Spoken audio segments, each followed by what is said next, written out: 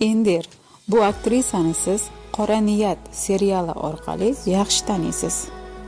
Asl ismi Seval Sam. U 1973-yil 11-noyabrda Turkiyaning Istanbul shahrida tug'ilgan. Seval universitetda o'qiyotganda tasodifan televizorga chiqadi. Shundan so'ng musiqiy teleko'rsatuvlarning doimiy mehmoni bo'ladi. Shu tufayli u mashhur bo'lib, ko'plab reklama roliklarida o'ynaydi. U ilk bor 1993-98-yillarda Super Dada teleserialida rol o'ynagan. Seval nafaqat jozibali aktrisa, balki baland, chiroyli ovozga ega qo'shiqchi hamdir.